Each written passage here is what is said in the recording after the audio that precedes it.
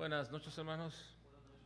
Vamos a abrir nuestras Biblias en la carta a los Filipenses, donde estamos teniendo nuestro estudio de los jueves, la carta a los Filipenses, y ahora vamos al capítulo 4. La semana pasada terminamos con el versículo 1 del capítulo 4, que les decía que pertenecía prácticamente al capítulo 3, debido a la división de lo que llamamos unidades de pensamiento dentro de un párrafo. El versículo 1 correspondía al capítulo 3, el versículo 1 del capítulo 4. Vamos entonces ahora en el capítulo 4, adentrarnos a este inicio del capítulo 4 en realidad, con el subtema, el llamado a acercarse. El llamado a acercarse. Filipenses capítulo 4. Y vamos a observar versículo 2 y del versículo 2 al versículo 5 en esta noche. Filipenses 4, versículo 2 al versículo 5. Así que vamos a estar observando en la parte 12 de nuestro estudio del libro de los Filipenses, bajo el subtema ahora de el llamado a acercarse. Vamos a leer, hermanos, versículos 2 al 5 todos juntos. Dice: ruego a Evodia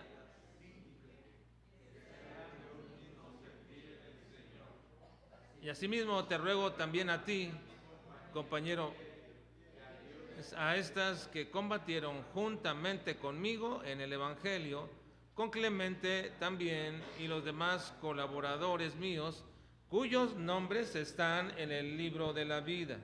Regocijaos en el Señor siempre. Otra vez digo, regocijaos.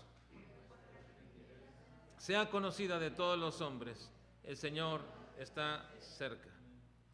Bueno, hoy vamos a ver, hermanos, bajo este tema, el llamado a acercarse. ¿Y de quién proviene este llamado? ¿A qué se refiere este llamado? ¿Y acercarnos a dónde? ¿O a qué? ¿O quiénes? ¿O por qué? Bueno, uno de los lugares, hermanos, donde menos esperaría que hubiese problemas y ataques dentro de todos los grupos que nos podríamos nosotros desarrollar en nuestra vida, es en aquellos grupos donde se busca glorificar a Dios con el trabajo que cada uno hace. Los problemas, hermanos, son continuos y son constantes, por no decir inherentes, en los grupos de trabajo, en los grupos de escuela, en los grupos de familia. Pero jamás esperaríamos que dentro de un grupo donde la unidad espiritual y el trabajo que se hace no tiene solamente más que la perspectiva de vivir y de poder llevar a cabo lo que Dios desea, lo que Dios manda, y creo que de alguna forma y de alguna manera todos sinceramente buscan hacer eso. Cuando un grupo de ministerio o un grupo de servicio dentro de la iglesia se reúnen con propósitos de cumplir la voluntad del Señor, creo que todos genuinamente tienen el deseo de querer cumplir la voluntad de Dios y de glorificarlo.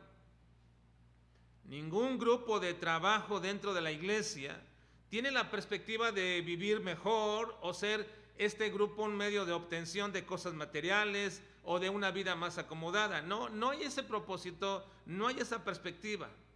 El propósito es cumplir con el mandato del Señor y llevar a cabo lo que Él demanda de nosotros como personas que han renacido y cuya perspectiva ha sido renovada de esta vida terrenal para poder ser guiados en una vida espiritual. Y es en estos grupos que jamás esperaríamos que hubiera desavenencias. Es en estos grupos de trabajo, de ministerio y servicio dentro de la iglesia, o de reunión de hermanos, o cualquier cosa que quieran desarrollarse y juntarse, esperaríamos que jamás hubiera desavenencias, que jamás hubiera conflictos, que jamás hubiera peleas dentro de estos grupos.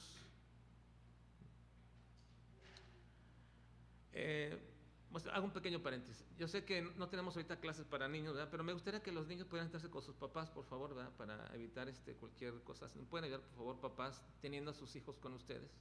Por favor. Ayudaría mucho, por favor, esta parte.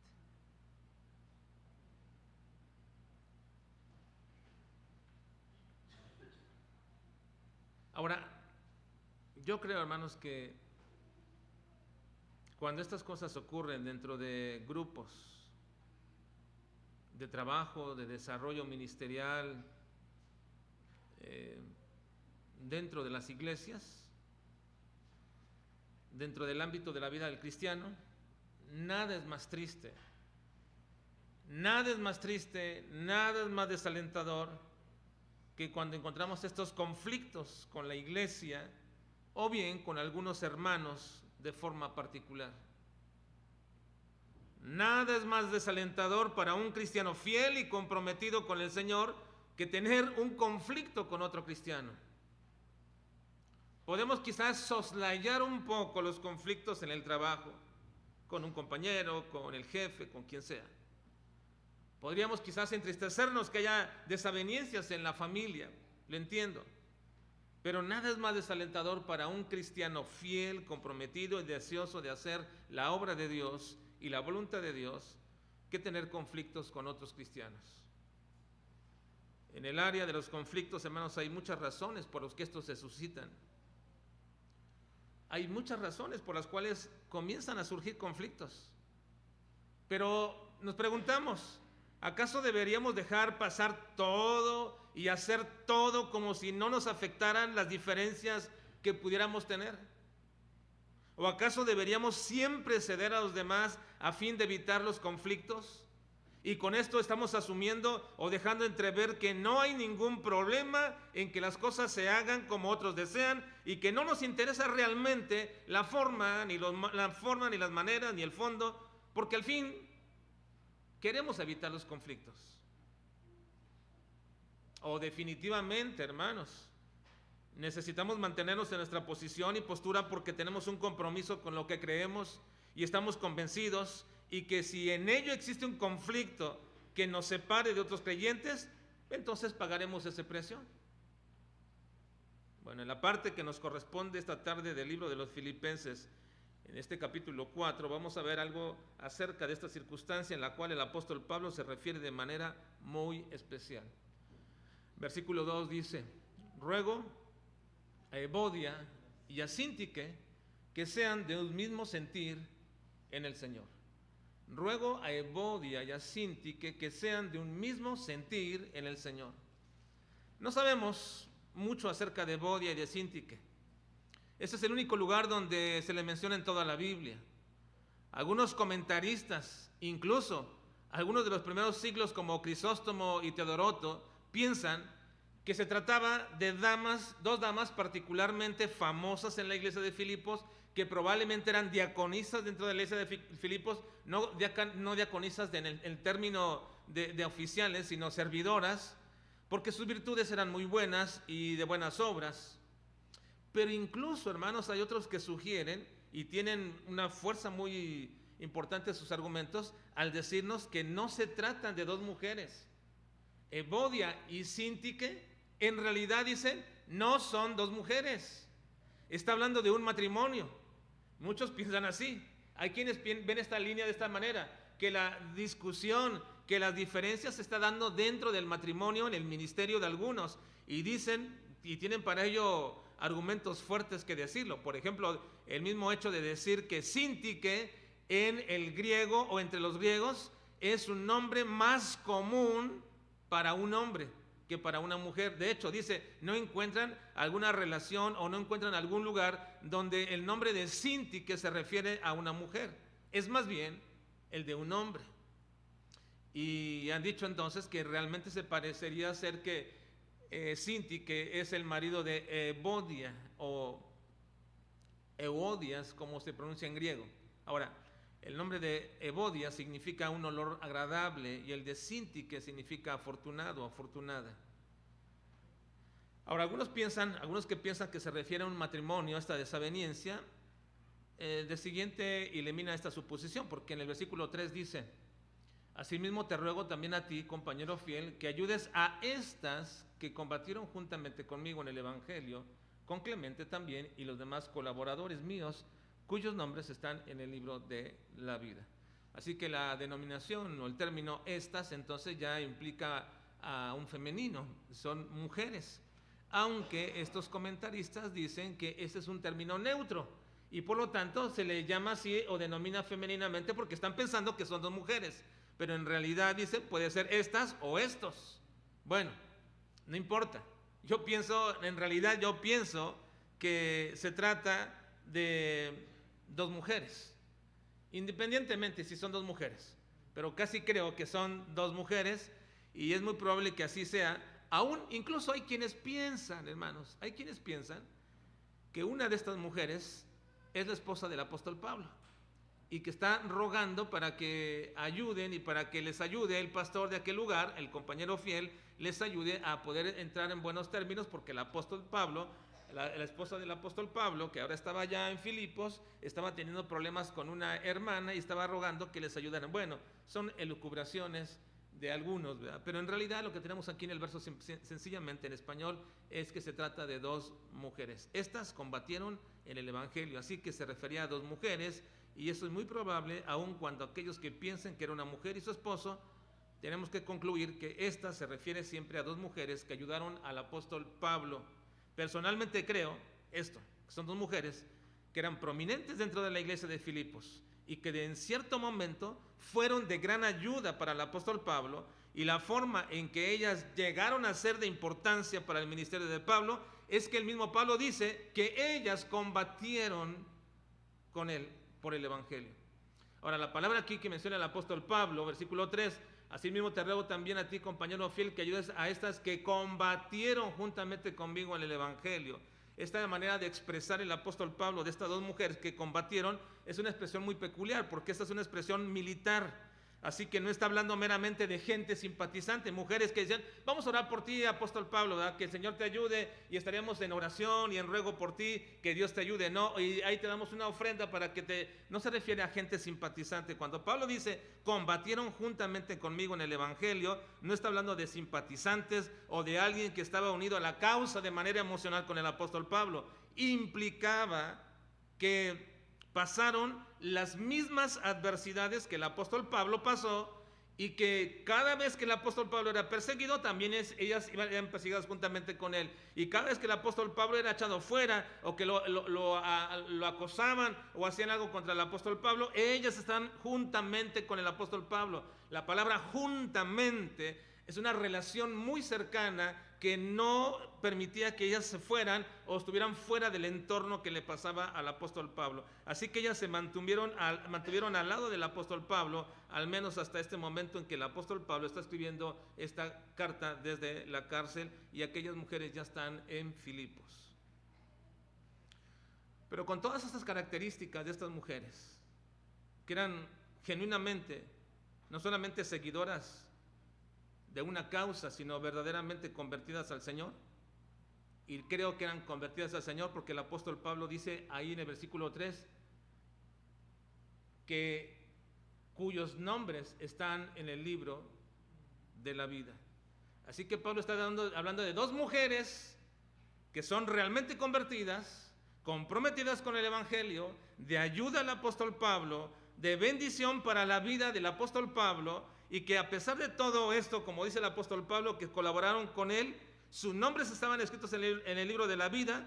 Entonces podemos concluir que no estamos hablando de gente simplemente asistente a una iglesia, o gente simpatizante, o con el deseo de solamente pertenecer a una causa que les pudiese dar cierto valor a su vida. No, estamos hablando de gente realmente convertida y comprometida con el Evangelio. Dos mujeres bien comprometidas con el Evangelio. Y hoy día, hermanos, hay tantas personas que se añaden a organizaciones con el fin de ponerles dar a su vida una dirección o un valor ante sí mismos por el cual luchar, y un compromiso con algunas cosas comprometidas o de alguna forma, de alguna manera, pero no estamos hablando de esa clase de mujeres. Estamos hablando de mujeres convertidas al Señor, comprometidas con el Evangelio y también comprometidas con aquellos que predicaban el Evangelio. Pero con todo y estas características, con todo y estas características de mujeres bien comprometidas, cuyo testimonio de servir al Señor era dado por el apóstol Pablo, entre estas dos mujeres había ciertas dificultades. Entre estas dos mujeres había problemas. No sabemos, hermanos, de qué índole de problemas tenían estas dos mujeres. No lo sabemos. Algunos piensan que los problemas de estas mujeres eran de carácter doctrinal. Otros piensan que eran cuestiones de formas de trabajo. No se ponían de acuerdo. No podían llegar a un acuerdo en este punto. En fin, en realidad no sabemos porque no nos dice. No dice cuál es la razón de estas desavenencias entre Evodia y Síntique. Pero Pablo les hace un ruego. Pablo hace un ruego. ¿Cuál es ese ruego? Vean, hermanos, por favor. Ruego a Evodia y a Síntique que sean de un mismo sentir en el Señor.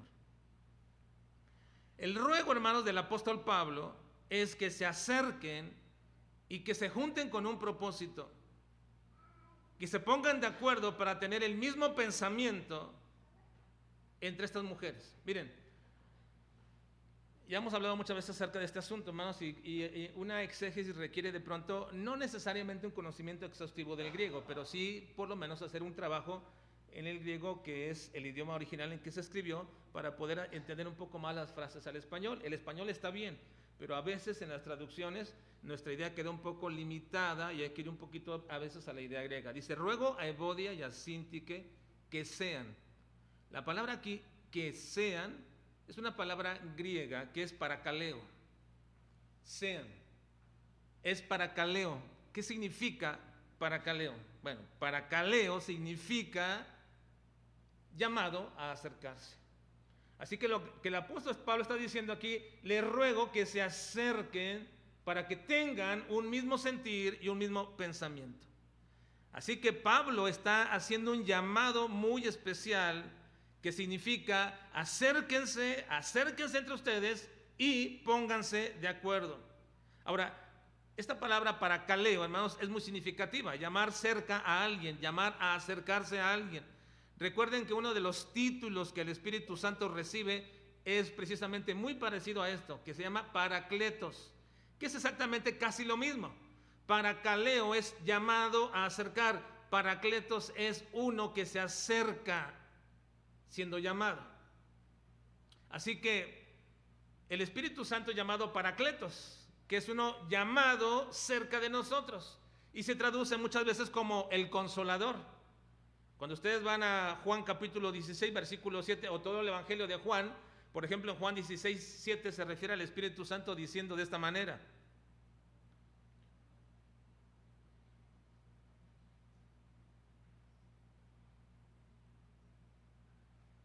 Bueno, lo voy a leer entonces. Juan 16, 7.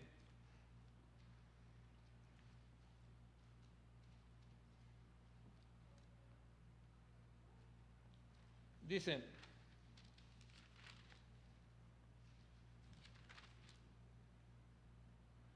pero yo os digo la verdad, os conviene que yo me vaya, porque si no me fuere, el Consolador, Paracletos, no vendría a vosotros, mas si me fuere, os lo enviaré. Y allí sigue varias veces mencionando la palabra Paracletos. Ahora, ya en una época pasada he hablado acerca de que a mí me parece que hay un error de traducción aquí, hermanos, al español, al querer traducir siempre la palabra Paracletos como consolador, porque la palabra Paracletos en realidad no significa consolador, significa uno que es llamado cerca, Paracletos, uno llamado cerca.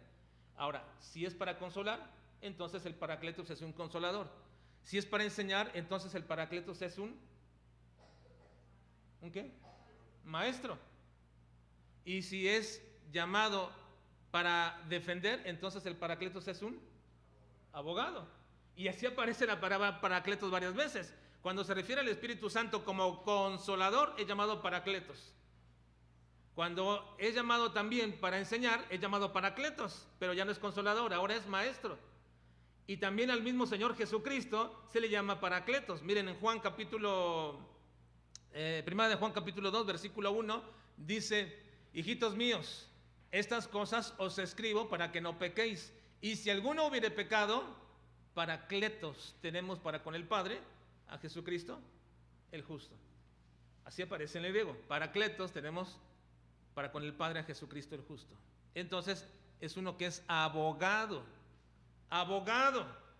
Así que de alguna forma, hermanos, de alguna manera, hay que entender bien que la palabra Paracletos es el llamamiento acerca. En este caso, refiriéndose al Espíritu Santo o a Jesucristo mismo, es un llamado divino de acercarse a nosotros y de ayudarnos a poder sobrellevar nuestras adversidades, ayudarnos a poder sobrellevar nuestras pérdidas, nuestras tristezas, nuestras frustraciones. El Espíritu Santo nos ayuda, es nuestro Paracletos. Ahora, el apóstol Pablo es aquí el que hace un llamado a Evodia y a Síntique a que se acerquen.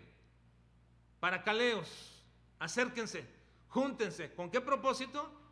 Que se pongan de acuerdo para tener un mismo sentir. Ahora, recuerden ustedes que cuando hablamos del sentir en capítulos pasados, ya semanas anteriores, establecimos que la palabra sentir no se refiere a sentimientos. Cuando digo yo tengo el mismo sentir que tú, no me refiero a que tengo el mismo sentimiento que tú, sino que tengo el mismo pensamiento que tú. El mismo sentir es el mismo pensamiento. Y precisamente eso se refiere en el hebreo. Freneo, ¿verdad? Pensamiento, igual, mente, tener la misma mente. Así que cuando dice que se acerquen, les llamo, les convido, les invito a que se acerquen y se pongan de acuerdo para tener el mismo pensamiento, es precisamente entender que deben ponerse de acuerdo en las cosas sustanciales y tener el mismo pensamiento. Ahora, en este punto, hermanos, entendemos que los sentimientos a los cuales se refiere cuando habla de sentir no son los normales, sino son sentimientos espirituales, y precisamente siempre provienen de nuestra forma de pensar, y la única manera de poder estar iguales en pensamiento, ustedes y yo, es respecto a las cosas espirituales. Es la única manera. Porque los colores que a ti te gustan, a mí no me gustan. A ti no te podrá gustar cómo está pintado el templo o cómo esté aquí arreglado, pero no importa, eso no es tan importante. Pero sí debemos tener el mismo pensamiento en Cristo. Sí deberíamos tener el mismo pensamiento doctrinal. Sí deberíamos tener el mismo pensamiento teológico. Eso sí es sumamente importante. Es demasiado importante. Y esto es lo que el apóstol Pablo está refiriéndose, que la única forma en que alguien puede tener el mismo sentir es que tenga el mismo sentir que Cristo. Recuerden, hermanos, que vimos también en el capítulo 2 que la única manera de mantener un sentir igual entre todos nosotros o unidad en el mismo pensamiento es tener a cabo el mismo pensamiento y sentimiento de Cristo. En Filipenses capítulo 2, versículo 5 dice el apóstol Pablo: haya pues en vosotros este sentir, este pensamiento que hubo también en Cristo Jesús. Para poder mantener una unidad aquí, hermanos, todos deberíamos caminar a tener el mismo pensamiento de Cristo. No como piensa tal hermano. No, yo no me uno a este hermano porque piensa igual que yo. Yo no hago este grupo con aquellos hermanos porque piensan igual que yo. No, hermanos. El pensamiento en Cristo es la unidad perfecta. Buscar la unidad perfecta. Y algunas veces tenemos que disentir con algunos que piensan igual que nosotros. Tenemos que disentir si el pensamiento no está guiándonos a algo espiritual. Y de la misma manera que Cristo. Ahora, hermanos, Pablo no solamente está rogando a estas mujeres que se acerquen entre ellas y hablen entre sí para tener el mismo pensamiento. También le está pidiendo al compañero fiel, que no sabemos tampoco quién sea, que ayude a estas mujeres. Miren, versículo 3. Asimismo te ruego también a ti, compañero fiel, no sabemos quién es, que ayudes a estas que combatieron juntamente conmigo en el Evangelio. Ahora, que ayude, ¿les ayude en qué? ¿Que les ayude a qué? Pues que les ayude a acercarse, que les ayude a que se acerquen. No sabemos quién es este hombre, probablemente era el pastor de la iglesia de los filipenses, pero le dice que les ayude a acercarse entre ellas. ¿Por qué? Porque quizás la problemática más grande para arreglar las diferencias entre creyentes es quitar nuestro orgullo nuestro dolor por las heridas causadas, la necedad y muchas tantas razones por las cuales nos es muy difícil acercarnos y arreglar las diferencias. Se necesita ayuda muchas de las veces, aun cuando tenemos que entender, hermanos, que es suficiente la labor que el Espíritu Santo hace en nuestras vidas de redarguirnos, de traernos y de corregirnos y de señalarnos dónde estamos. Como dice Juan capítulo 16, versículo 8, respecto al ministerio del Espíritu Santo, dice: y cuando Él venga, convencerá al mundo de pecado, de justicia y de juicio. Una de las labores del Espíritu Santo en la vida de todo creyente y de todo el mundo es redarguirnos de pecado. Estás haciendo mal, esa diferencia que tienes con este hermano o aquellos hermanos no es correcto. Acércate para poder tener el mismo sentir en Cristo. No es correcto. Pero aun cuando sabemos que es suficiente la labor del Espíritu Santo, también Dios utiliza instrumentos humanos a fin de exhortarnos respecto a nuestra mala conducta, qué errores cometemos y que a veces somos muy reacios a querer reconocer. Recuerden, por ejemplo, aquella ocasión que el apóstol Pablo mismo tuvo que enfrentar a Pedro y redarguirle de su actitud. En Gálatas capítulo 2 dice el apóstol Pablo: pero cuando Pedro vino a Antioquía, le resistí cara a cara, porque era de condenar. Pues antes que viniesen algunos de parte de Jacobo, comía con los gentiles, pero después que vinieron, se retraía y se apartaba porque tenía miedo de los de la circuncisión.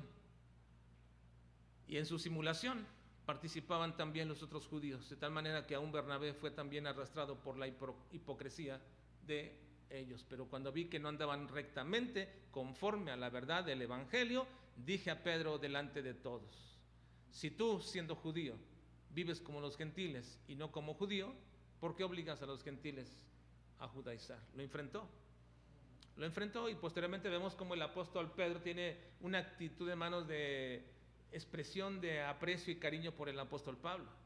Cuando llama nuestro amado hermano Pablo, ha escrito cartas, le habla a nuestro amado hermano Pablo. Él reconvino, entendió, comprendió aquella circunstancia y recibió la reprensión de manera correcta. Así que Pablo está diciéndole al compañero fiel, que no sabemos quién sea: ayúdales a estas. ¿A qué? A acercarse, porque el llamado es acercarse. Ahora, en este versículo 3, el apóstol Pablo también tiene que recordarles algo muy importante: que su nombre está escrito en el libro de la vida. Si hay una cosa por la cual deberíamos regocijarnos siempre, hermanos, es porque nuestro nombre está escrito en el libro de la vida.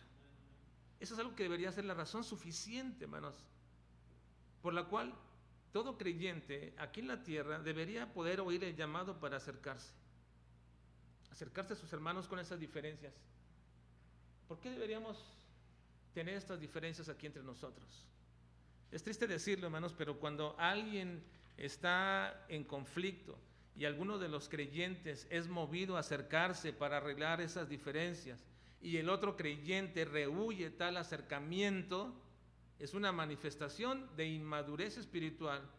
Pero también, y lo digo con todo entendimiento de lo que estoy diciendo, hermanos, pero también, muy probablemente, es una manifestación del hecho mismo de que muy probablemente esa persona que rehace acercarse y arreglar las diferencias no sea un convertido del Señor. Porque precisamente el apóstol Pablo menciona que una de las razones por las cuales una persona debería ser expulsada de la iglesia y ser tenida como gentil es cuando no quiere arreglar diferencias.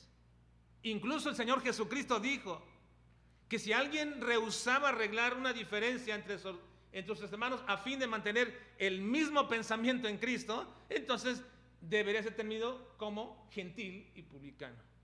Miren, Mateo 18, versículo 15 al 17.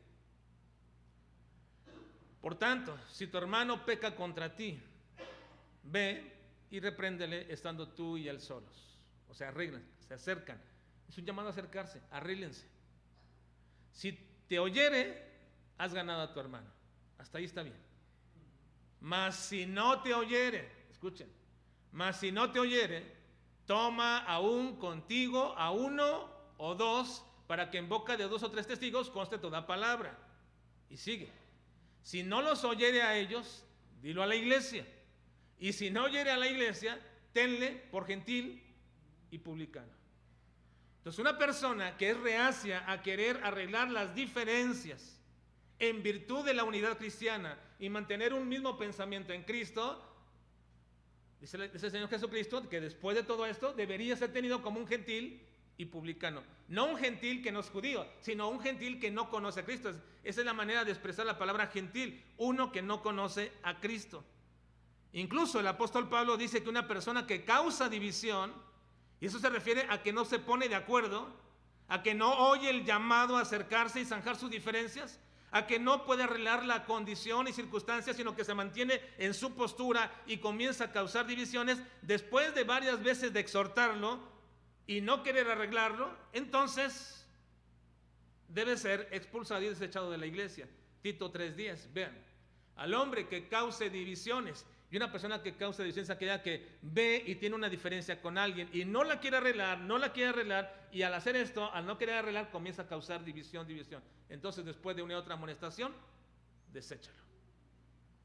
Ahora, es aquí donde yo creo que a veces existe, y lo digo con todo amor, hermanos, pero es aquí donde yo creo que existe en muchas personas una doble moral, o mejor llamada, una doble ética cristiana. Porque hay gente, hermanos, cuya desaveniencia o desacuerdo con la doctrina, gente que abiertamente ha dejado de asistir a la iglesia porque no están de acuerdo con la enseñanza, y aún así parece que no nos importa mucho eso. Parece que esas cosas se pueden pasar por alto y que podemos seguir en amistad y cercanía con tales personas, como si fuéramos llamados a separar nuestra amistad de lo que creemos, como si no afectara y pudiéramos mantener las dos cosas bien. A veces es terrible saber, hermanos, que en iglesia se ha expulsado a una persona, pero afuera en nuestras casas recibimos a tales personas expulsadas. Esa es una doble ética cristiana o doble moral. Porque la Biblia llama a mantener una separación con tales personas.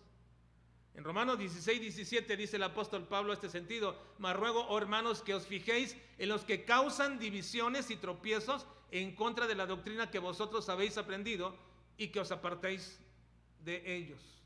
Mucha gente abiertamente nos ha declarado como herejes. Y aún así mantenemos amistad como si no importara.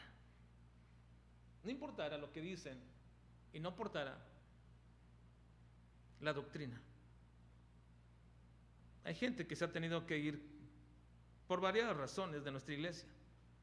Y algunos han tenido la amabilidad de avisar, otros han pedido consejo y algunos hasta han pedido que oremos por ellos.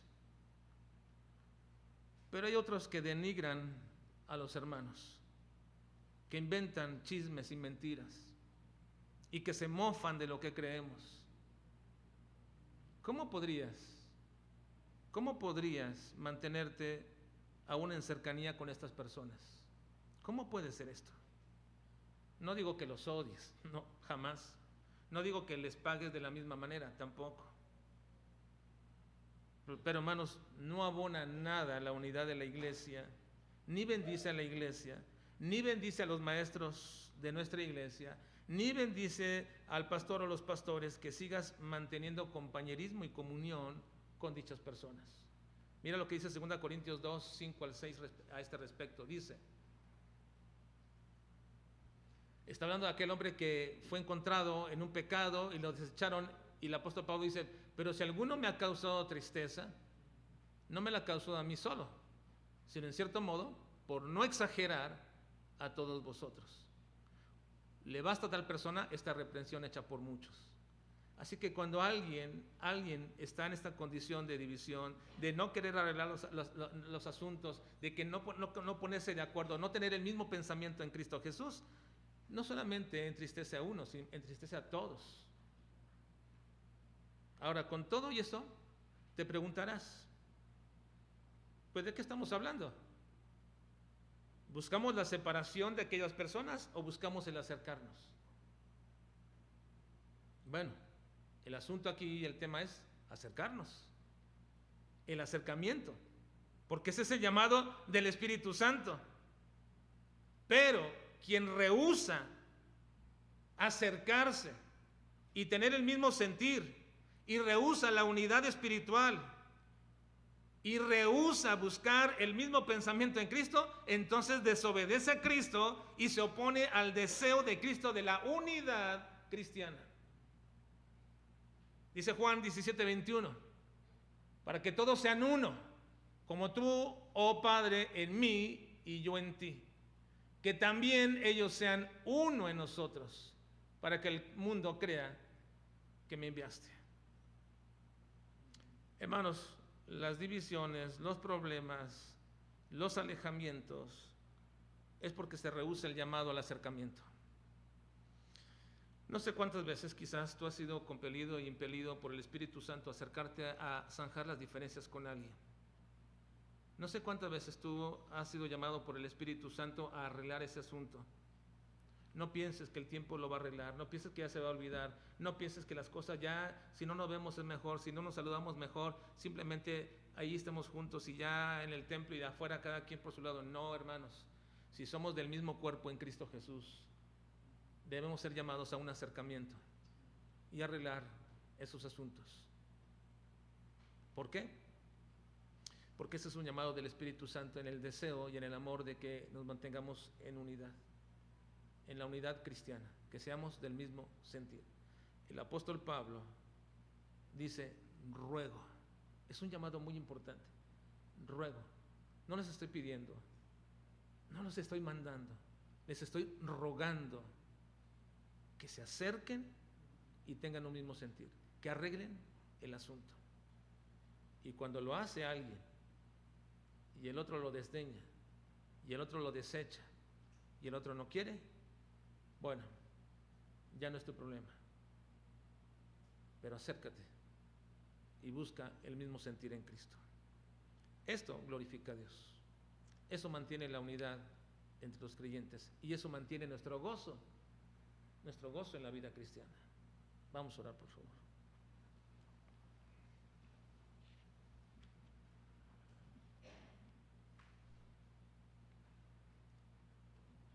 Señor, tú conoces nuestros corazones.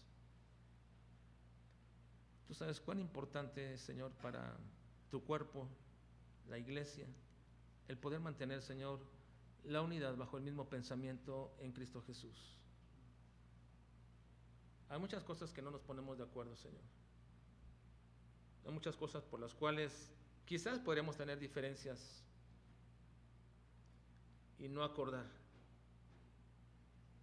Pero las cosas sustanciales, aquellas que se involucran nuestra unidad, aquellas que se involucran, Señor, el testimonio dentro de tu iglesia, aquellas que se involucran, Señor, tu palabra, aquello que involucra nuestro pensamiento acerca de ti, nuestra teología, nuestra doctrina, aquello que involucra, Señor, todo esto que es de suma importancia y vinculatorio para el progreso de nuestra vida espiritual, Señor, es demandado por ti, que tenemos que acercarnos y arreglar tales asuntos a fin de mantener la unidad. Ayúdanos, Dios, que si hay cosas que necesitamos arreglar, se arreglen, y no pensemos, Señor, que no importa si lo hacemos o no. No, Señor, ayúdanos, redarguye nuestro corazón a fin de arreglar estas circunstancias. Guarda, Señor, nuestros corazones, guarda nuestra mente, líbranos, Señor, del orgullo, líbranos de nuestro propio pensar, de nuestras propias posiciones que no son tuyas. Líbranos de todo eso, Señor, y ayúdanos a comprender y entender bien lo que es la unidad cristiana, tener el mismo sentir, un mismo sentir en Cristo. Lo pedimos en Cristo Jesús. Amén.